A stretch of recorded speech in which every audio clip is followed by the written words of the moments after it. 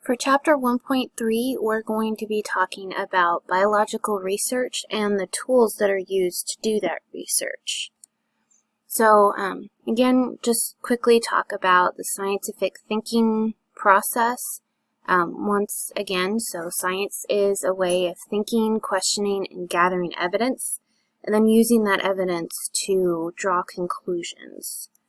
So, like all science, biology is a process of inquiry.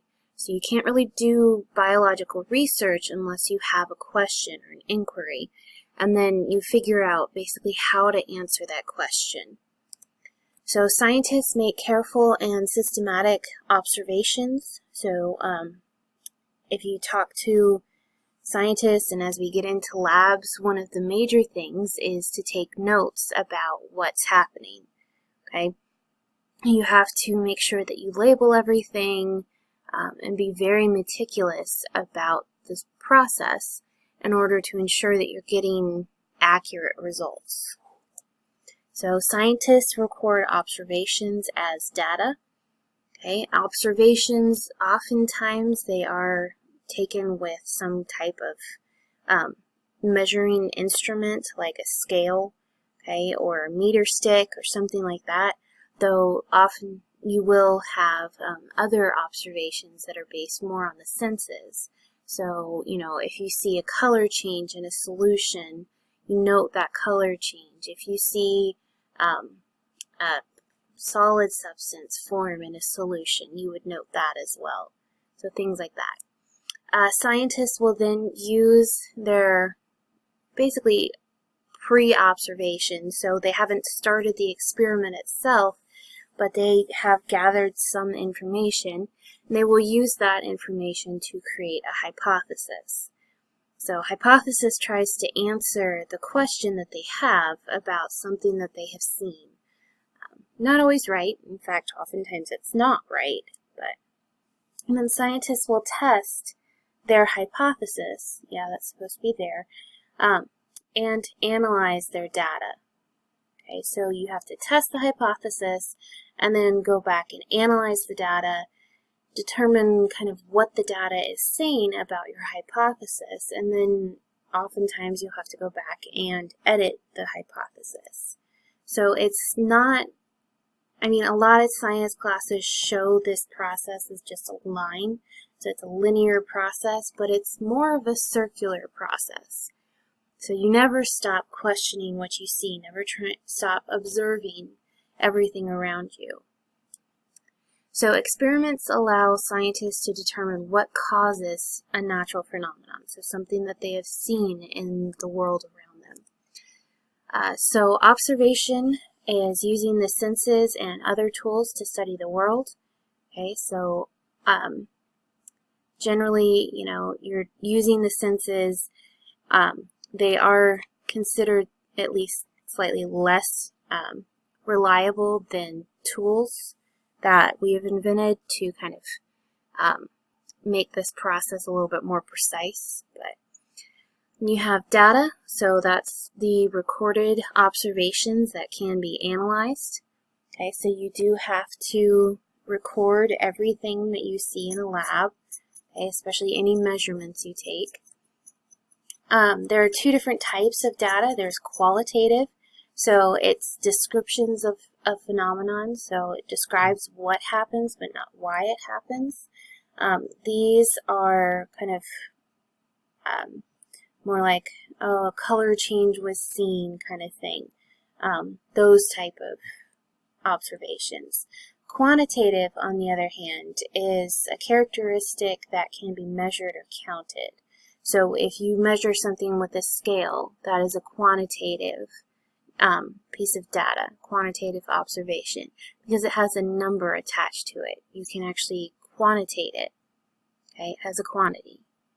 And then, again, hypothesis is a proposed answer for a scientific question.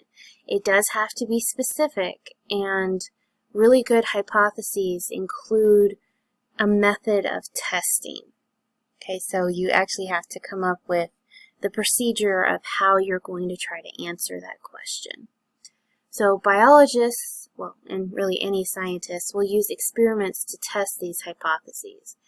Biology experiments tend to look a little bit different than most other science experiments, for the most part, because in general you're using things that either are living or were living, so there's a lot of kind of variation that you have to do in your experiments to deal with that, especially if you're trying to keep whatever it is alive. So observational studies allow scientists to describe a phenomenon, basically just doing research. Okay, so this person is obviously writing down his observations, okay, and also doing some sketches that go along with it. You'll notice that he does actually have a date in here. Okay, so he's marking the date when he first encountered Musumbo. I guess that's how you would say it.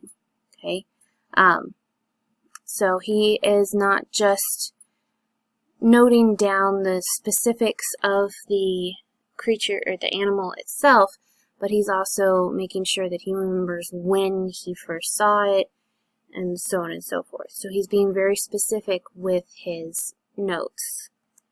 So all scientists have to be wary of what's known as bias.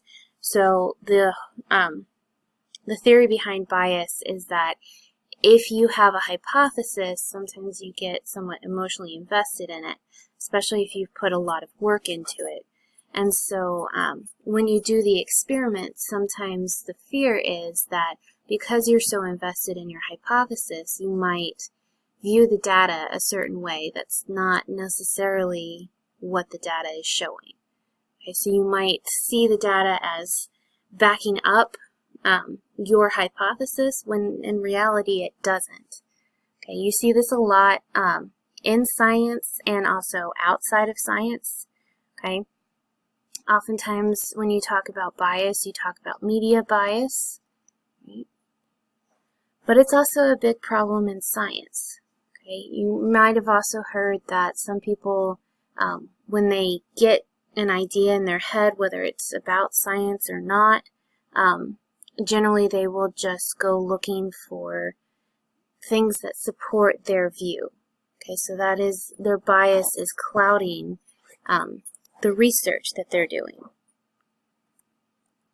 So, again, have to do experiments in order to determine what causes these natural phenomena. So again, going through independent variables are the ones that get manipulated, and dependent variables are the ones that are observed and measured. So oftentimes, if you're filling in a chart, tracking the changes in a dependent variable, oftentimes you will go ahead and fill in the values for the independent variable before you even start the experiment.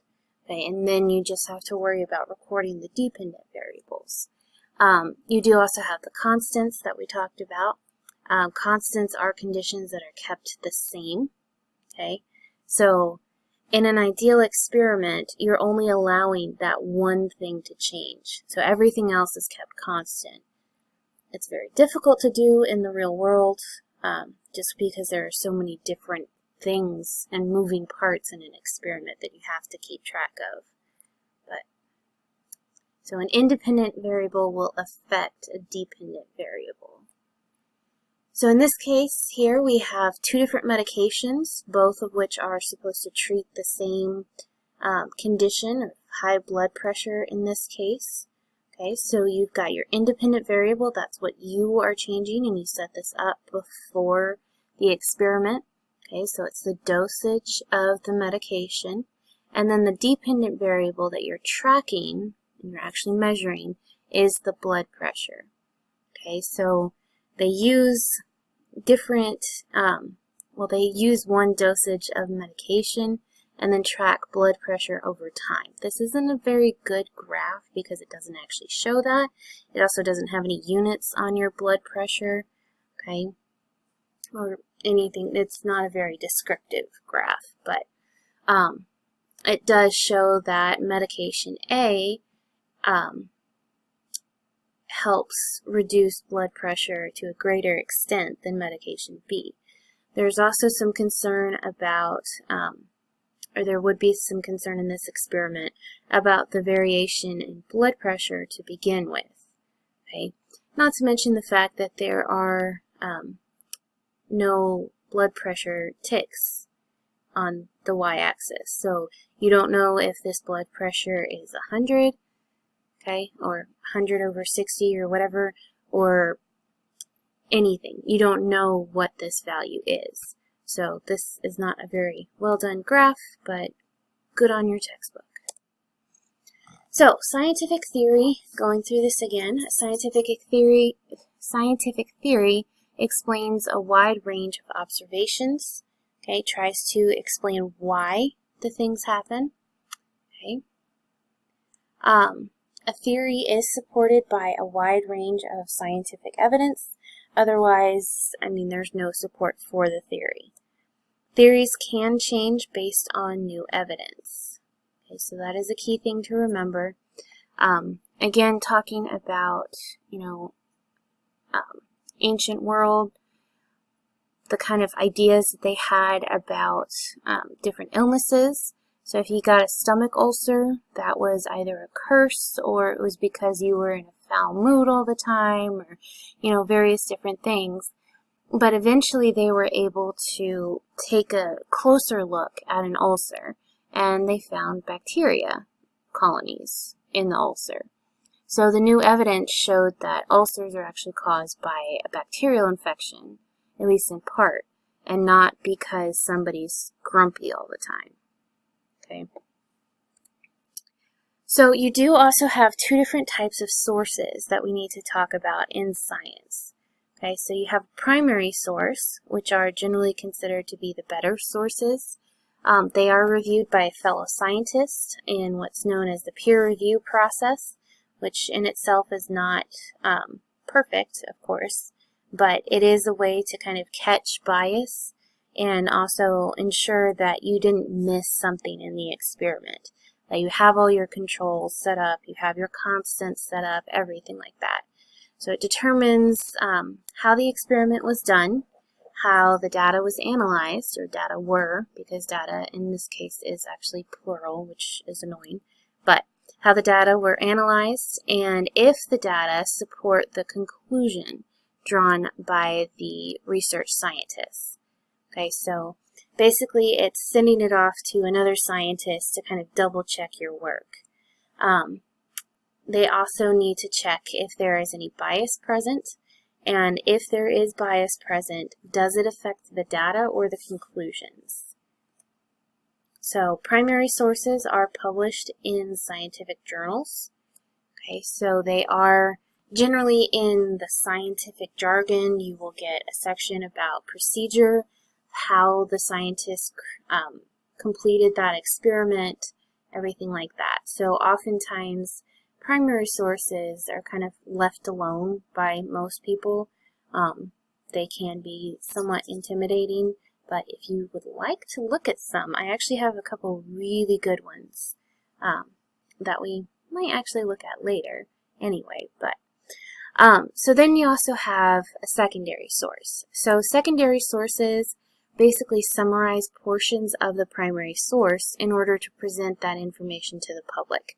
These are notoriously bad at times, especially if it's like a news program doing this, because they don't get anyone who actually understands, sometimes even basic science, to read through the primary source and summarize it. So this is how you get a lot of conflicting reports in the media about, oh, coffee will shorten your lifespan, you need to get off coffee now.